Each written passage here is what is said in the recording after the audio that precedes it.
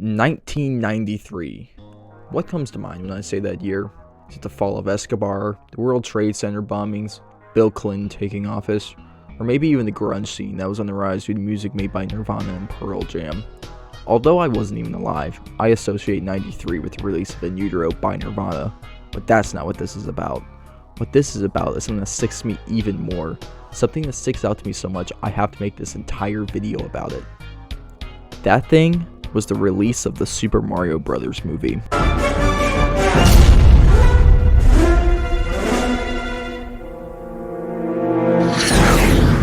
Now that might not be too strange for you to comprehend, but let's look at it this way. Imagine writing a Mario movie in the 90s, specifically 92, because that's when the movie went into production. But even then, it's just so hard for me to comprehend. And just so you can understand how hard it is for me to comprehend, let's look at all the games that's been released all the way up till that movie. 1981, we have Donkey Kong. Although not a Mario game, it is nice to mention because it's the first time we meet Mario, at this point still called Jumpman. In 1983, we have the first official Mario Bros. Game, which this one was released on the Game & Watch and is not the same one as the arcade version that was released in the same year. We also have Mario's Bombs Away, which was the first ever spin-off Mario game. In 1984, we have Mario Bros. Special and Punchball Mario Bros. Nothing special, it's just I have to mention them. 1985, we have the release of Super Mario Bros., which was on the Famicom and NES. In 1986, we have Super Mario Bros. The Lost Levels and Super Mario Bros. Special. In 1988, we have Super Mario Bros. 2 and Super Mario Bros. 3, really working in that year. 1989, we have Super Mario Land, and then in 1990, we have Dr. Mario, Super Mario World, and in 92, we have Super Mario Kart and Super Mario Land 2, 6 golden coins. In 1993, we have Super Mario All-Stars and Mario & Wario. These are all the games that led up to the movie. Well, not every single game. There's a bunch of spin-off and one-off games that were released, but I'm not going to include them because this video would be much longer and I don't want to edit that much. Either way, these are all the games that were released all the way up to the movie, and just so you understand, that's not a lot of content. Like, it sounds like a lot of content, but it's not a lot of content to work off to make an entire movie about. But there is one other thing that was released at this time, and this was the Mario TV show. I'm not going to spend too much time on the show. All you need to know is that it did exist, and it did have a plot that loosely followed the games, and also the art style was much like the cover art and whatnot when the games were being released. I just don't have a lot to say about it. I didn't watch it too much growing up, and maybe I will one day sit down and watch the whole series, and maybe I'll do a video on it. But right now, I'm just not too interested in doing that. But we should get on to what this video is about, and that is the Super Mario Bros. Movie that was released in 1993. So let's go. The way this video will continue is in 3 parts. First, the general plot of the movie and the story. Second is random Easter eggs and the character designs, because I just think it's going to be fun to talk about. And third is just my general opinion on this movie. In the description, there's points where you can skip to whichever part you want to go to, but you might as well just watch the whole thing since you're already here. But with that being said, let's move on to part 1, the plot and story.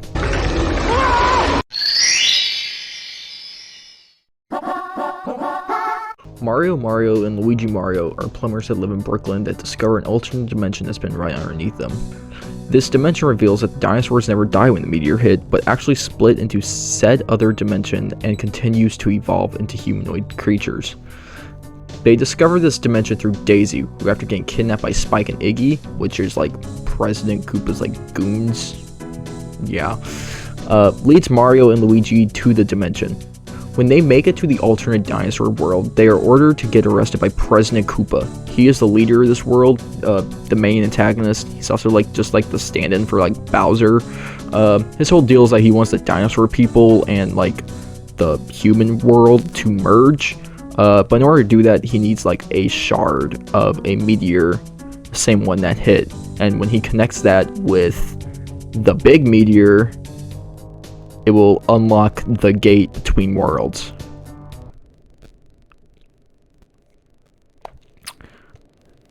Yep, that's the plot of the movie.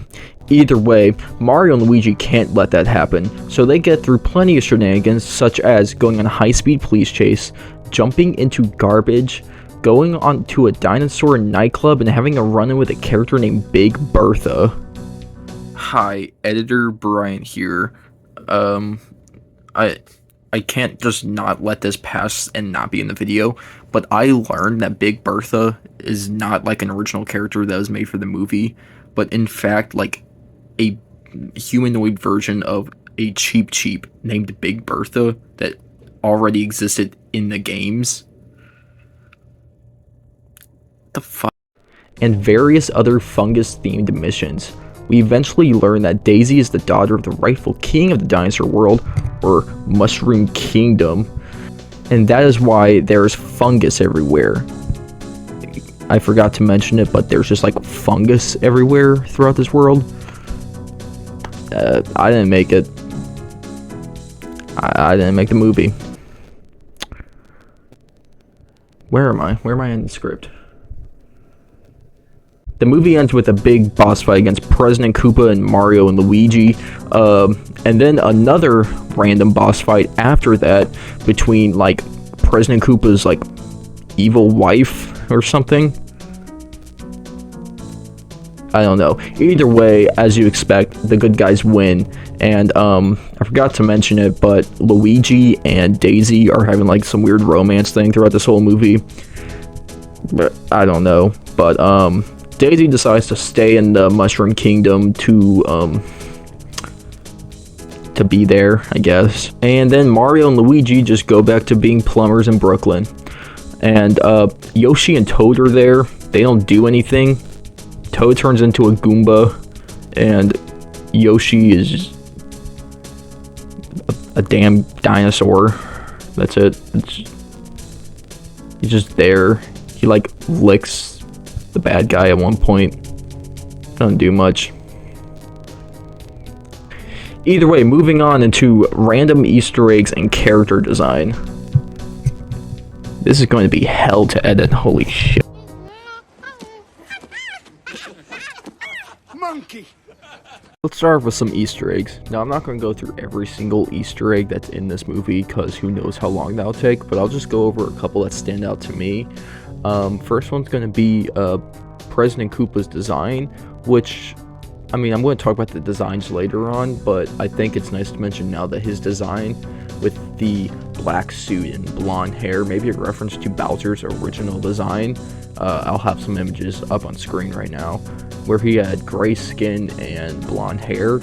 I don't know if it's intentional or not, but I do think it is a neat little nod if it is. Second, we got Scapelli being a nod to Donkey Kong. Ever since I was a kid, I always thought like that business dude who turns into a monkey at the end of the movie was a nod to Donkey Kong, and so I decided to see if anyone else agreed with me on the internet, and I found out that in the original script of the movie, whenever like King Koopa would have merged the dimensions, that Scapelli would have turned into a big ape and then kidnapped Mario's girlfriend, and then Mario would have to save her by scaling like the construction site. A clear reference to Donkey Kong, so I guess I wasn't too far off for thinking that. Third, we got the scene where Mario and Luigi first meet President Koopa, where he introduces himself as Larry Lizard. I'm pretty sure this is a reference to one of the Koopalings, which is just named Larry.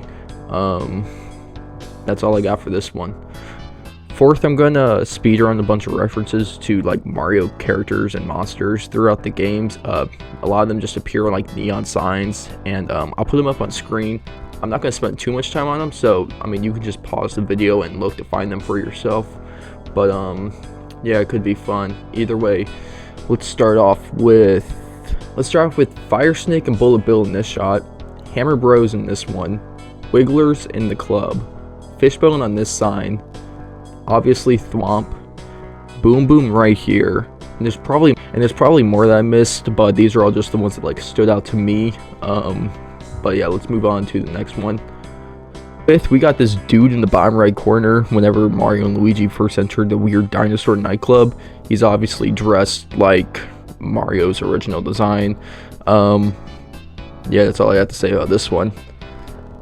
6th, we got a reference to the Koopa clown car. I don't know if it's supposed to be a direct reference, but I'm assuming it is because President Koopa's like in it at the end of the movie, and it's like hovering kind of. So I'm just going to say that's a reference to the clown car. 7th, we got a couple references to the two Bowser's castles that show up throughout the game. First up is the interior design, which is just like spikes and whatnot on the wall, very reminiscent of Super Mario Bros. 3.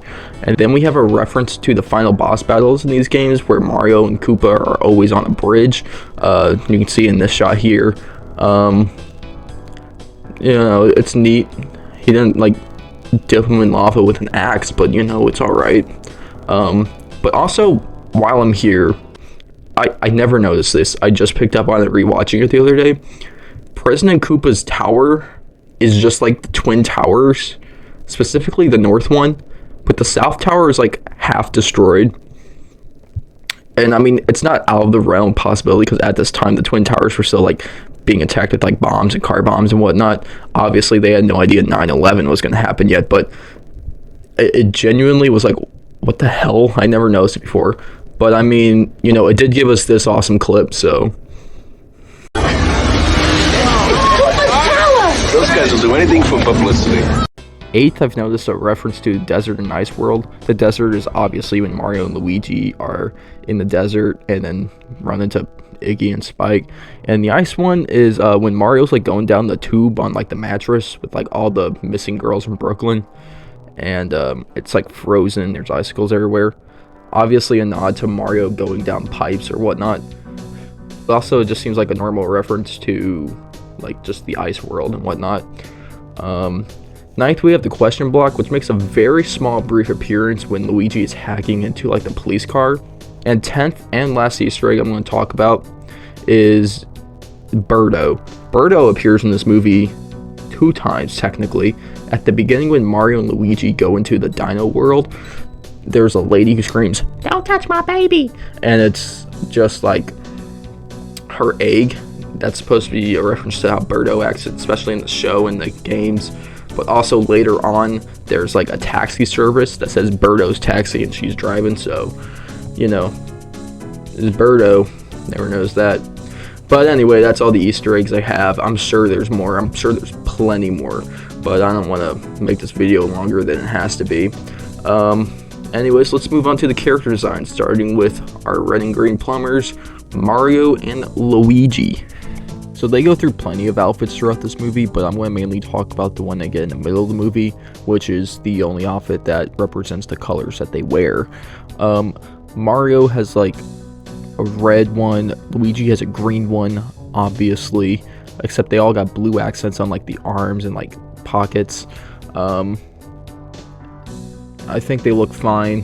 Luigi's got a backwards baseball cap that's green, and I think it fits his character and how he's portrayed in the movie. And he also has no mustache, which doesn't bother me because, again, it's just how his character is. Mario's got like a, what is it called? Mario's got like an ascot hat, which is, you know, I think it also fits his character. So I'm going to give them like an 8 out of 5 for their design. Next, we got President Koopa, and I'm just gonna be honest, it's a 4 out of 10 design. It's not good. He looks nothing like King Koopa. He looks nothing like Bowser. I don't know what they were going for, but you know what? It fits his character. It fits his whole like dictatorship character thing that he's got going on, but also even the big CGI monster, that ain't Bowser. So yeah. Next, let's talk about the Goomba and Koopa Troopas, and I'll get it out of the way. I love these designs. They're not similar to the game in any way whatsoever. They don't look like Goombas. They don't look like Koopa Troopas. They are just completely original things that just have a new name slap on them. But at the end of the day, I love the designs. They look something out of like an old horror movie. The practical effects, everything about it, it's so good. And I love the designs. But there's also one other version of it. There's like the Goomba design that has like the round head, the one that Toad gets turned into. And then there's the other one that has like the dinosaur head, which obviously I'm just gonna call that one a Koopa Troopa. But there's one more. It has like a snake head, and it's either a reference to Cobra, or my little theory here, it's supposed to be a reference to the piranha plant. There's no reference to a piranha plant at all in this movie, which is so weird because it's top 3 enemies in the Mario games. I just stammered over my words there. It's like top 3 of the enemies in the game with the piranha plant, Goomba, and Koopa. So I'll have a screenshot of it pulled up, but I'm pretty sure it's just supposed to be like a dinosaur form of a piranha plant. Probably not, but you know what? At least I have imagination. But yeah, I'm going to give the Goombas 9 out of 10. I love their designs. No notes. So Daisy's design is pretty interesting to me, mainly because it is just like a riff of like Peach's design, but at this time she should still be called Toadstool. But she slays in the dress, so 8 out of 10. Yoshi is a small dinosaur, 3 out of 10. Toad, 2 out of 5. He has like a blue vest on. That's the only thing that relates him to the video game character, and I have no idea what's going on with that haircut. Spike and Iggy have 0 relation to their original character designs. None out of 10. Sorry. I'm pretty sure the guys who like sling the trash in the movies are a reference to Shy Guys. They look more like a Sniffit though, but if we're gonna base it off that, then they get like an 8 out of 10. They're freaky and they look cool. Finally, I'm just gonna talk about the Bullet Bill and Bomb Mobs. Technically not characters at all in this movie, they're just props, but the Bullet Bill looks like a Bullet Bill, 10 out of 10. The Bomb Mom looks like a Bomb Mom, straight from the game. And he's got Reeboks on. That's cool as hell. 10 out of 10. Now with that done, let's move on to the final part of this video, which is just my general opinion on the movie. Extremely famous plumber. You wanna know what makes him super? An turtle. But don't worry. So it's been a couple days since I filmed. I've been thinking about video making. My birthday came up just the other day, so I'm 20 now. But yeah, either way, I'm just going to be explaining how I feel about this movie. I don't have a script pulled up or anything like that for this part of the video because I just want to give my honest and real opinion about this movie. And that opinion is that I love it. I love this movie. It's so funny. It's genuinely well made. Is it Mario though? Not at all. This movie has like baseline Mario and Luigi are plumbers. They have to save a princess and there's a bad guy. That's all they took from the games and they were like, alright, let's run with it. But with what they did do, I think it's hilarious. I could watch this movie over and over again. I haven't brought it up yet, but I think we should look at the Mario movie that was released last year, the year before, the one with Chris Pratt in it. Now, I didn't particularly love that movie. I think there are some things with that movie that I do think are good, like the designs of every character is great and the score, that's incredible, but it wasn't my favorite movie. But it was very Mario, and you know, that's pretty cool. And I think it is nice to look at the 1993 movie and the Jack Black Bowser movie and compare them. They are by no means the same movie, but it's very interesting just to look at them. But yeah, all I have for the 93 movie is that I just enjoy it. I loved watching it. I'll watch it again. I love showing people the movie because of how stupid it is, but yeah, peak cinema.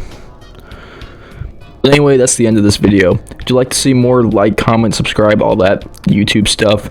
This is probably my first video uploaded on this channel, so that's kind of cool. But yeah, you know, I just always loved this movie growing up. I'd watch it a lot as a kid. I'd play all the Mario games, so, you know, just my humble opinion. I like this movie.